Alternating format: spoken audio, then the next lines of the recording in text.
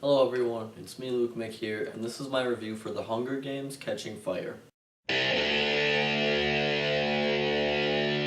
So The Hunger Games Catching Fire is a movie that I personally wasn't really excited for. I did read the first book, and I read most of the second book. I did not like the first movie. I thought there was an overabundant use of shaky cam. I thought it was cheesy. I feel like it was very watered down. There wasn't enough violence. It wasn't gritty enough. And I just was not a big fan of it. I would give it like 2 out of 5 stars. And that's for The Hunger Games.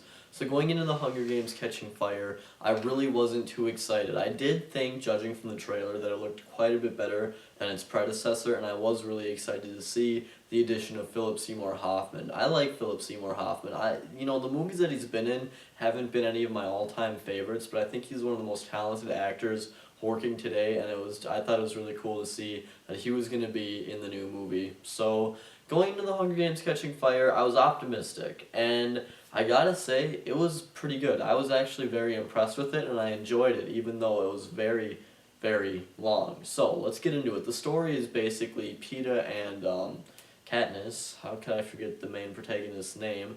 Peeta and Katniss have both survived the Hunger Games, and it wasn't really done very well. They kind of cheated. They were both about to eat poison berries in the last film, but they didn't. So anyways, you guys all know how that ended. And they're basically touring around all the districts and showing off, you could say. And there's signs of revolution and signs of uprising throughout the whole thing. And of course, the president, played by Donald Sutherland, is not very happy with this.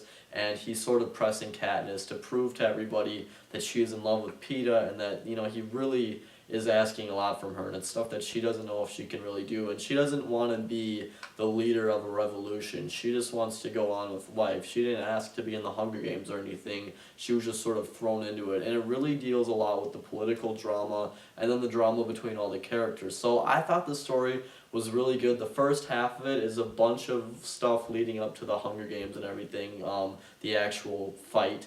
And, the first half, like I said, is very politically based. You see a lot of what was really happening. You get to know the characters very well.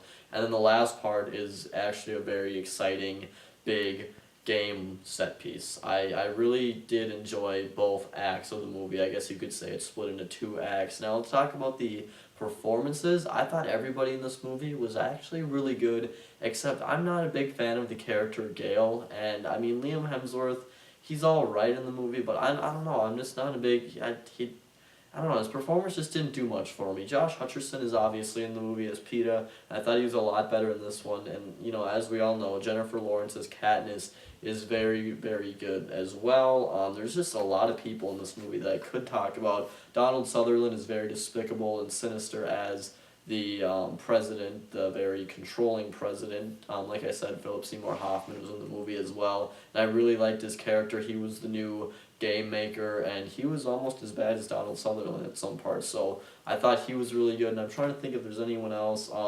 Whoever played that guy, his name is like Sam Claflin or something. That's the actor's name.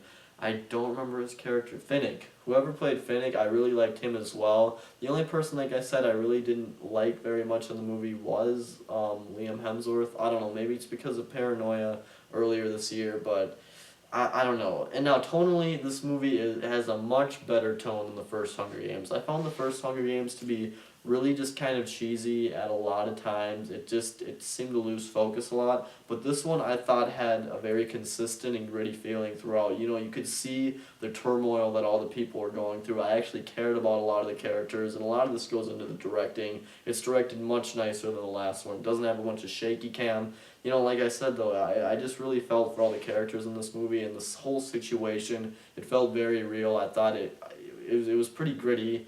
There were some violent parts. I thought it had a much nicer tone than the first one did. The CGI and special effects, I can't really recall a lot of that stuff. I think it can always be improved upon, but it gets the job done in this movie. And, that's pretty much my review. I really enjoyed this movie a lot more than its predecessor. I thought it was full of great performances, and even though it was really long, I thought it was paced really well. It was about 2.5 hours long, and I checked my watch once, or my friend's watch as a matter of fact, once, and we were only an hour into it, and I was actually happy because I liked the direction the movie went in. I just really found myself enjoying it a lot. So I'm going to give the movie, I think, this is really surprising, but I think I'm going to give it 4.5 out of 5 stars. So I definitely think that Catching Fire is a huge improvement over The Hunger Games. I recommend you guys going to see it, especially if you're a fan of the book. If you haven't